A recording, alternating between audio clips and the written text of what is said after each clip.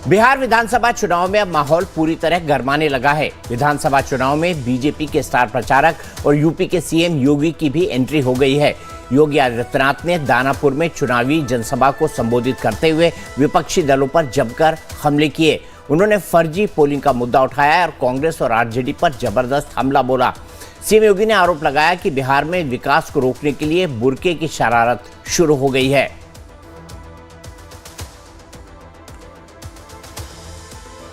अब बिहार में विकास की इस दौड़ में बिहार की इस नई प्रतिस्पर्धा को बाधित करने के लिए फिर से आरजेडी और कांग्रेस में और उनके सहयोगी दलों में इंडी गठबंधन में फिर से एक उन्होंने शरारत शुरू की है और वह शरारत शुरू की है विकास बनाम बुर्के का।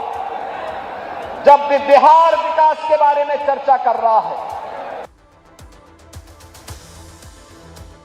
योगी की यह एंट्री बीजेपी की रणनीतिक चाल मानी जा रही है। हिंदुत्व के मुद्दे पर वोटर्स को मजबूत करने की कोशिश के तौर पर देखा जा रहा है।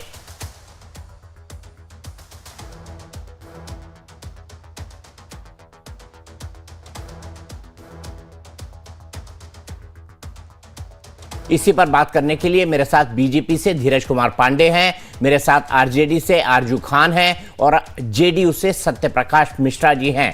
आरजू खान जी, सबसे पहले आपसे जानना चाहूंगा, योगी ने कह दिया विकास बना बुर्का, तो पोलराइजेशन होगा। और आपने तो कहा था ना, बुर्कों वालों की जो है वो आंगनवाड़ी की कार्यकर्ता उनका घूंघट उठाकर या बुर्का उठाकर ना देखें, उनको सत्यापित ना करें। अब भाई बिना सत्यापन के वोट डल सकता है क्या? आरजू खान जी बताइए।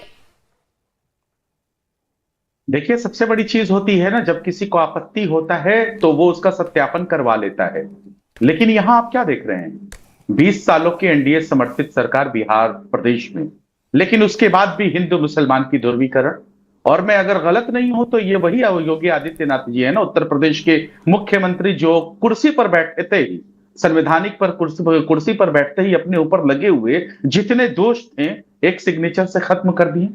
यानी संविधान को अपनी जूते की नोक पे रखने वाले, संविधान को नहीं मानने वाले, संविधान की शपथ लेने वाले और ये कहने वाले कि प्रदेश के जितने भी आबादी है वो सब बराबर हैं। लेकिन करते क्या है, शपथ लेते हैं संविधान की और बात करते हैं हिंदू मुसलमान की। इससे ज्यादा इनको क्या सकता है। मैं कहता हूं शिक्षा पे कब बातें होंगी, मैं कहता हूं पलायन पे कब बातें होंगी। मैं कहता हूं नेशनल हेल्थ सर्वे की रिपोर्ट में 63% महिलाएं एनेमिक है, जो बिहार की हैं सबसे ज्यादा हर राज्यों से, जो खून की कमी से मर जाती हैं। उनके थालियों में 50 पैसे का फोलिक एसिड नहीं है। इसकी बात कब होगी? बिहार प्रदेश में, इस देश में सबसे ज्यादा अगर बच्चा कहीं किसी राज्य का कुपोषण का शिकार है, अंडरवेट पैदा होता है, तो वो बिहार प्रदेश का है। इस पे कब बात होगी? इनकी मजबूरी है क्या हिंदू मुसलमान करना? अपने ही देश के संविधान की शपथ लेते हैं और डिवाइड एंड रूल की पॉलिसी, जो कि अंग्रेजों की पॉलिसी है, फूट डालो राज करो, उसी के ऊपर चलते हैं। नहीं, लेकिन बात तो उन्होंने कोई गलत नहीं की ना, बात तो उन्होंने कोई गलत नहीं की। वो कह रहे हैं कि बुर्के वाली महिला को बिना सत्यापित किए या बिना उसका चेहरा देखे कैसे वोट डलवाया जा सकता है? आप बुर्के में वोट डालने का कैसे समर्थन कर सकते हैं? आरजू खान जी, एक लाइन में जवाब दीजिए, फिर मैं अगले गेस्ट के पास जाऊंगा। मैं एक लाइन में जवाब देता हूं। वहां जितने भी कर्मचारी बैठे होते हैं और जो एजेंट होते हैं, अगर किसी को आपत्ति होता है तो वो उनका चेहरा उठा के देख सकता है। याद से नहीं, बहुत पुरानी कवायद है, बहुत पुरानी रीत है, बहुत पुराना ये नियम है। ठीक है, समझ लेते हैं। सीधे चलता हूं धीरज पांडे जी के पास। धीरज पांडे जी, ऐसा होता है या इस बार इसके लिए कोई नया नियम बना है? जी नमस्कार सभी दर्शकों, सभी मीडिया पैनलिस्ट, दीपक जी आपको भी नमस्कार।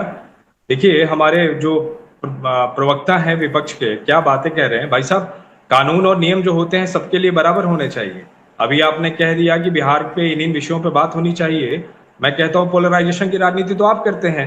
आपके नेता प्रतिपक्ष आके मंच से नारा लगाते हैं कि साहबुद्दीन जिंदाबाद और तस्लीमुद्दीन जिंदाबाद। वो साहबुद्दीन जिनके ऊपर चंदा बाबू के बेटों को दिन दहाड़े तेजाब से जला देने का, पिघला के मार देने का आरोप है, सीबीआई में चार्जशीटेड है, जिन्होंने एक पत्रकार राजेश रंजन यादव, मैं फिर से कहता हूं राजेश रंजन यादव, जिनकी हत्या हो गई और आपके एक भी नेता उनके घर नहीं गए पूछने के लिए, उनकी हत्या के आरोपी हैं, जो जेएनयू के छात्र संघ के अध्यक्ष चंद्रशेखर को दिन दहाड़े मार देते हैं, वो साहबुद्दीन, उनके पुत्र को आप यहाँ पे टिकट देते हैं और आप हम पे आरोप लगा रहे हैं। अरे भाई साहब, आप देखिए पोलराइजेशन क्या करते हैं, आपके लिए मुस्लिम सिर्फ एक ही है।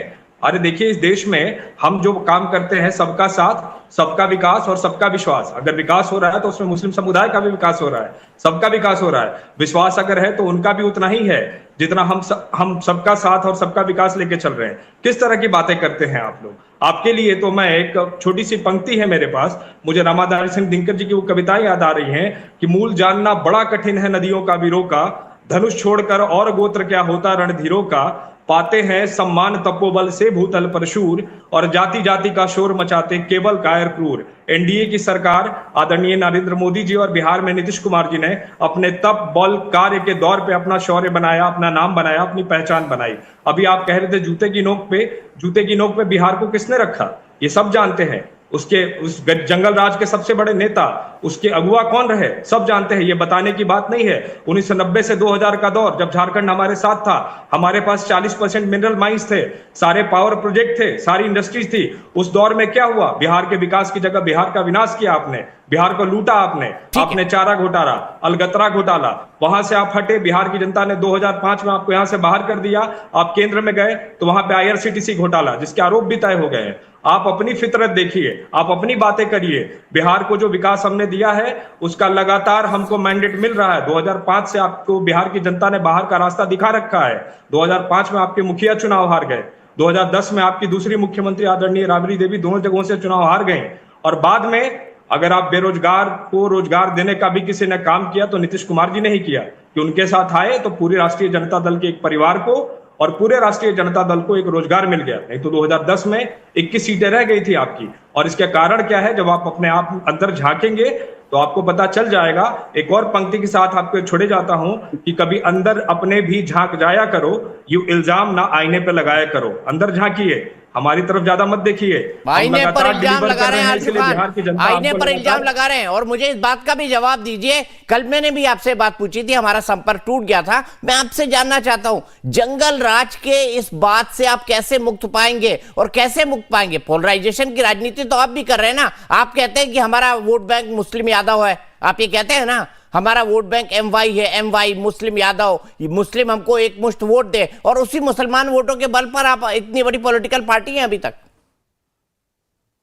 हम लोग MY के साथ A to Z की भी बात करते हैं, शायद वो चीज कोई नहीं सुन पाता है। अपना सेलेक्टिव पॉइंट, सेलेक्टिव नेचर उठा के निकाल देता है। हम कहते हैं MY के साथ बाप की पार्टी है, A to Z की पार्टी है। और दूसरी बात, जंगल राज, इनकी परेशानी है ना, वहां जाना चाहेंगे, परसेप्शन फैलाना चाहेंगे, क्योंकि इनका चरित्र, अपना जो दागदार चेहरा है ना, राजनीतिक दागदार चेहरा, उसको छिपाने के लिए इनको अतीत में जाना पड़ता है, परसेप्शन फैलाना पड़ता है, और उस परसेप्शन से चुनावी गिद्ध की तरह चुनावी रणनीति का फायदा, हिस्सा उठाकर फायदा चुनाव में लेना चाहते हैं। मैं कहता हूं वो क्या है, आप ये बताइए। तो गया में अभी होमगार्ड की भर्ती हुई थी, महिला होमगार्ड की भर्ती, उसमें एक लड़की बेहोश हो जाती है, उसको एम्बुलेंस में भेजा जाता है, और एम्बुलेंस के जो 4 कर्मचारी थे उसके साथ दुष्कर्म करते थे, वो कर देते हैं। उसके साथ क्या होता है, एनसीआरबी का डेटा, जो मेरा नहीं है, भारत सरकार का डेटा है, राष्ट्रीय जनता दल का डेटा नहीं है, वो नीति आयोग की रिपोर्ट, एनसीआरबी का डेटा कहता है कि 60 से 70 हजार बिहारियों की हत्या 2005 से 2023 तक का जो डाटा अवेलेबल है वहां तक हो गई। 27,000 महिलाओं और बच्चियों के साथ दुष्कर्म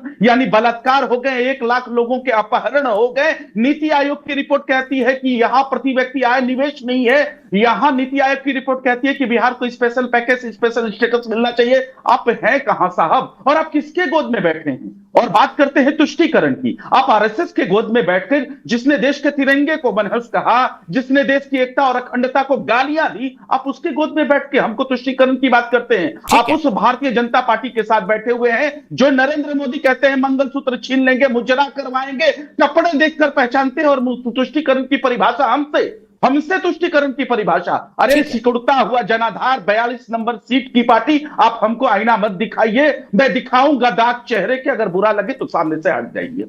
बिल्कुल, सामने से वैसे कोई नहीं हटता, राजनीतिक मैदान के अंदर सब सामने खड़े रहते हैं। धीरज जी थोड़ा इंतजार करिए, मेरे साथ राजनीतिक विश्लेषक के तौर पर और जेडीयू के नेता के तौर पर सत्यप्रकाश मिश्रा जी जुड़ गए हैं। मिश्रा जी, मैं आपसे जानना चाहूंगा और यह भी समझना चाहूंगा कि क्या हिंदुत्व की राजनीति की बिहार में कोई जगह है, और क्या योगी आदित्यनाथ का कैंपेन इस कैंपेनिंग पिच को हिंदुत्व की राजनीति की तरफ ले जाने वाला है? एज ए सहयोगी दल आपका क्या मानना है? दीपक चौरसिया जी, आप देश के जाने माने बहुत वरिष्ठ पत्रकार हैं। आप बिहार की राजनीति को बखूबी उस दौरान से जानते जब नीतीश कुमार पहली बार 2005 में मुख्यमंत्री बनते। तब से लेकर के आज तक बिहार में कभी संप्रदायवाद की राजनीति की कोई जगह कभी रही नहीं। बिहार सामाजिक न्याय के रास्ते पर नीतीश कुमार जी के नेतृत्व में आगे बढ़ता रहा और उसी सोच को बिहार परिलक्षित करता है और प्रतिबिंबित करता है। एक छोटी सी घटना बता दूं कि एक बार एक केंद्र में मंत्री रहे थे अश्विनी कुमार चौबे जी। उनके पुत्र एक किसी सांप्रदायिक तनाव के किसी मुद्दे पर उनके ऊपर एफआईआर हुआ। हमारे साथ भारतीय जनता पार्टी थी, केंद्र में हम सरकार में थे, साथ में थे, लेकिन उनके पुत्र की कानून सम्मत गिरफ्तारी हुई।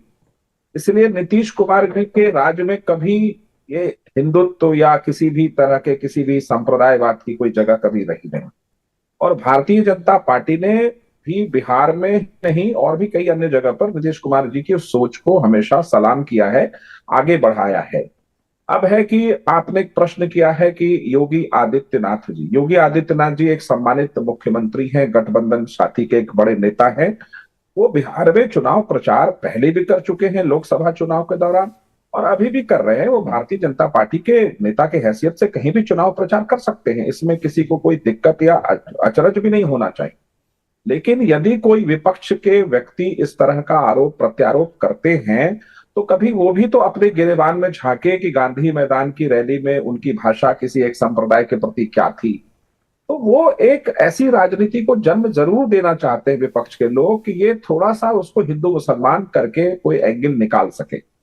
वास्तविकता यह है कि मैं उस रैली का गवाह रहा हूं जब नीतीश कुमार जी, अटल बिहारी वाजपेयी जी एक मंच पर थे और आप नीचे कवर कर रहे थे दीपक चौरसिया जी। उसमें नीतीश कुमार जी ने एक बात बहुत जोर शोर से कहा था, मैं जान की बाजी लड़ा दूंगा लेकिन बिहार में कभी सांप्रदायिक तनाव नहीं होने दूंगा। और उस मंच पर उमा भारती जी भी थी, आडवाणी जी भी थे और वाजपेयी जी भी थे। तो वहां से जो यात्रा शुरू हुई है उस सोच के साथ, आज कैसे कोई ये कल्पना कर रहा है कि बिहार में इस तरह की कोई बात करेगा या बिहार में इस तरह की राजनीति कभी पैदा हो सकती है। ठीक है, हमारा प्लैंक विकास का प्लैंक है, हमारा प्लैंक लोगों के काम करने से जुड़ा है।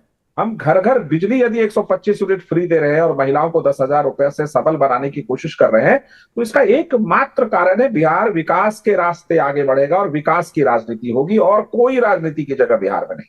ठीक है पांडे जी, आपने सुन लिया, विकास की राजनीति होगी। और योगी आदित्यनाथ का आना तो उन्होंने कह दिया विकास वर्सेस बुर्का, और इसका मतलब कि हिंदुत्व की राजनीति की बिहार में एंट्री। आपके सहयोगी कह रहे हैं कि इस राजनीति की यहां पर कोई जगह नहीं है, क्या कहेंगे इस पर आप? कि अभी मैं अपने साथी प्रवक्ता को सुन रहा था, उन्होंने बहुत सुलझी हुई, बहुत सधी हुई, बहुत ही सटीक बातें की। ये बिहार है, बिहार हमेशा सामाजिक न्याय में सर्वश्रेष्ठ रहा है।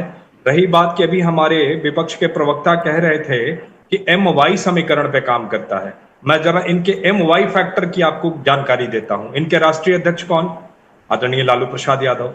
बिहार विधानसभा में नेता प्रतिपक्ष कौन? RJD के तेजस्वी यादव। बिहार विधान परिषद में नेता प्रतिपक्ष कौन? श्रीमती राबड़ी देवी जी। अरे भाई अब्दुल बारी सिद्दीकी जी कहां गए? कहां चला गया वाई? कहां चला गया एम? सिर्फ वाई ही वाई रह गए हैं। अरे कहां गए आरजू खान जी? कुछ जवाब दीजिए इसका। और आप जो बड़ी बड़ी बातें करते रहते हैं, मैं नीति आयोग का डाटा आपको देता हूं। नीति आयोग कहता है कि बिहार ने सबसे उल्लेखनीय अगर कहीं प्रदर्शन किया है, नल, जल, स्वच्छता, बिजली, ये नीति आयोग का ही रिपोर्ट बता रहे हैं। वही नीति आयोग जिसको आप कह रहे हैं कि हमारी सरकार है, तो ये हमारी ट्रांसपेरेंसी भी दिखाती है कि हम अपने सरकार में भी कितने ट्रांसपेरेंट हैं। NCRB की बात आप करते हैं, आपकी सरकारों में कोई थाने में FIR होता था? मैं बहुत छोटा था दीपक सर, जब आपको मैं एंकर की तरह देखता हूं। मैं तब 5वीं 6वीं कक्षा में पढ़ता था, 90s के दशक से। मैं तब से आपको देखता हूं। आपने बहुत सारी रिपोर्टिंग की है, बहुत सारी आपकी रिपोर्टिंग्स मुझे याद भी हैं। आप थोड़ा अपने जहन में झांकिए, पीछे जाइए, बिहार को देखिए, तब आपको समझ में आ जाएगा आरजू खान जी कि जो आप आरोप लगा रहे हैं वो आप आरोप लगाने के लायक नहीं है। नीति आयोग ही ये कहता है कि नल, जल, स्वच्छता, बिजली, जहां पे 20% बिजली की ऑक्यूपेंसी थी, आज 100% रहता है। आज हमारे यहाँ जो पहले 2005 तक 18,000 किलोमीटर का रोड था RWD का, आज 1,18,000 किलोमीटर का है। 2011 से लेके 2021 तक के डाटे में जो बिहार में गरीबी की रेखा के नीचे रहने वाले लोग थे, 56% की उल्लेखनीय वृद्धि हुई है। आज अगर हम बात करें तो बिहार में हमारे 5 एयरपोर्ट अभी हमारे एकदम वो एक्टिव हैं, एक्टिव मोड में हैं, तो आप कहां और किस दौर की बात कर रहे हैं? वो दौर बिहार ने पीछे छोड़ दिया। और रही बात जंगल राज की बात, तो जंगल राज की बात हम इसलिए कहते हैं क्योंकि हमारे सामने अब आपका युवा नेता है, और वो भी जब मंच पे आता है तो वो कहता है कि शहाबुद्दीन जिंदाबाद, तस्लीमुद्दीन जिंदाबाद, और जब हम आएंगे तो देख लेंगे रे, हेठरा देंगे रे। जब युवा नेता ये बात कहे तो हमको कहना पड़ता है कि जंगल राज रिटर्न हो रहा है। हमको बताना पड़ता है कि हम किस दौर से उठ के आए हैं। हम तब स्कूलों में जाने वाले छात्र थे जब वो जंगल राज देखा था। हमको घर से बाहर जाने की आजादी नहीं थी 5-6 बजे के बाद, हम क्रिकेट नहीं खेल पाते थे। तो हमको बताना पड़ता है कि वो भी जंगल राज था, और ये जंगल राज रिटर्न है पार्ट 2 के रूप में तेजस्वी यादव जी जो ये नारे लगाते हैं। तो हम पे आरोप मत लगाइए। ये मान लीजिए कि आपके चेहरे पे धूल है और इल्जाम आईने पे लगाना फिजूल है। बिहार की जनता ने आपको आईना दिखा रखा है। 2005 से लगातार आप बिहार की सत्ता से बाहर हैं। 2001 में भी आप किस तरह से सत्ता में आए थे ये मुझे बताने की जरूरत नहीं है कि 18-20 विधायकों को किस तरीके से आपने ले लिया था। तो जनता बिहार की लगातार, और एक सबसे बड़ा फैक्चुअल बात मैं बताता हूं कि जब से चुनाव आयोग से आपकी शिकायतें क्यों होती है, कि चुनाव आयोग ने जब से वोटर आई कार्ड के माध्यम से वोटिंग करानी शुरू कर दी 1993 से 1995 तक बिहार में सिर्फ 30 से 35% लोगों के पास वोटर आई कार्ड था। तब तक तो आप फुल मेजोरिटी में आ गए। लेकिन 1995 से 2000 के बीच में जब 98-99 के बाद से लोगों के पास 100% वोटर आई कार्ड रहने लगा और उनको अपना वोटिंग का अधिकार मिल गया, लोगों को अपने वोटिंग का राइट मिल गया, जो आप लोग छीन लेते थे, जो बूथ कब्जा कर लेते थे, और लोगों ने अपना मत देना शुरू कर दिया, जनता को अपना मताधिकार और अपना सम्मान मिल गया। तो बिहार की जनता ने उसी दिन से आपको आपका रास्ता दिखा दिया कि आपकी जगह कहां है, रसातल में भेज दिया आपको। और ये बिहार जो है विकसित राज्य है। पांडे जी रुक जाइए, मैं आरजू जी आऊंगा आपके पास। आरजू जी मैं आपके पास आऊंगा, लेकिन मुझे अभी सौरभ मालवीय जी के पास जाना है। सौरभ मालवीय जी मुझे बताइए, क्या वाकई में योगी आदित्यनाथ ब्रांड पॉलिटिक्स की बिहार के अंदर जरूरत है, और बिहार में क्या ये पॉलिटिक्स चलेगी? जैसा कि सत्यप्रकाश मिश्रा कह रहे थे कि सांप्रदायिकता की हमारे यहाँ कोई जगह नहीं। देखिए, बिहार की तासीर में राजनीति बहुत सुलझी हुई है, और बिहार की जनता को राजनीति में बड़ी रुचि रहती है। बाकी देश के अन्य राज्यों की तुलना में जब बिहार का जिक्र होता है तो वहां आम जन भी राजनीति को जानने वाला, समझने वाला है, और राजनीति का अपना मिजाज होता है। भारतीय जनता पार्टी राष्ट्रीय पार्टी होने के नाते छोटे बड़े चुनाव को भी बड़ी संजीदगी से लड़ती है। एक सिस्टमेटिक तरीका है उसके चुनाव लड़ने का। ऐसे में जो स्टार प्रचारकों की उसकी सूची है, उसमें वो सभी तरह की चीजों का मिश्रण करते हैं, ऐसे ही नहीं बनाते हैं। और आज पूरे देश लगभग सोशल मीडिया के माध्यम से कहें तो दुनिया भर में योगी आदित्यनाथ को जाना जा रहा है, पहचाना जा रहा है, सुना जा रहा है, पसंद किया जा रहा है। दूसरी बार उत्तर प्रदेश देश के राज्य के सबसे बड़े राज्य के दूसरी बार प्रचंड बहुमत से चुने हुए जनप्रतिनिधि के रूप में एक मुख्यमंत्री के नाते एक मॉडल दे रहे हैं, law and order Vikas model, और अपनी एक वो पहचान बना रहे हैं। ऐसे में राजनीतिक दल के रूप में भारतीय जनता पार्टी उनको बिहार चुनाव में भेजी है, तो मुझे लग रहा है कि यह उस पार्टी का अपना एक नजरिया है। और रही बात बिहार की जनता उसे स्वीकार करेगी या नहीं, तो देखिए दीपक जी, सवाल बड़ा ये संजीदगी से भरा हुआ है। बिहार ने देखा है कि बिहार में शाम को क्या होता था अंधेरे में। शाम को 6 बजे के बाद असुरक्षा में केवल जीवन माल का ही नहीं, सभी चीजों की असुरक्षा थी। उस बिहार के डीएनए में जो भय पैदा था, वह सुशासन बाबू नामक एक शब्द आता है। और जैसे जैसे नीतीश कुमार काम बढ़ाते हैं, बिहार दुनिया के तरफ, देश के तरफ बढ़ता नजर आने लगा। उस बिहार को निकलने के बाद जो दूसरा दल है विपक्ष के रूप में जो लगातार काम कर रहा है, मुझे ऐसा लग रहा है कि परिचय की क्राइसिस है। यानी लालू प्रसाद यादव की परंपरा को निर्वहित करने वाले उनके पुत्र उस जगह को नहीं बना पाए। तो कुल मिला के बिहार की राजनीति में योगी आदित्यनाथ का यह पत्ता, यह शब्द और बुर्का, यह चलने वाला साफ दिख रहा है। ठीक इसको है। और नकारा सौरभ भी नहीं मैं जा यहाँ पे सकता। एक बड़ी खबर गुजरात लेकिन- से आ रही है, वो भी मैं आपको बताऊंगा, लेकिन मैं ये बता दूं कि योगी आदित्यनाथ सिर्फ हिंदुत्व के लिए नहीं पहचाने जाते हैं। योगी आदित्यनाथ अच्छी कानून व्यवस्था के लिए पहचाने जाते हैं। योगी आदित्यनाथ इसलिए पहचाने जाते हैं कि उन्होंने गुंडों को जेल के अंदर डाल दिया है। योगी आदित्यनाथ इसलिए पहचाने जाते हैं क्योंकि उन्होंने अपने राज्य के अंदर विकास की अलग जगाई है। योगी आदित्यनाथ इसलिए पहचाने जाते हैं क्योंकि उन्होंने सबका साथ, सबका विकास, सबका विश्वास और सबके प्रयास के मंत्र को थामकर राज्य में हर किसी के साथ काम किया है, हर किसी का विकास किया है, किसी के साथ कोई भेदभाव नहीं किया है। इस बीच गुजरात से एक बड़ी खबर आ रही है। गुजरात के मुख्यमंत्री को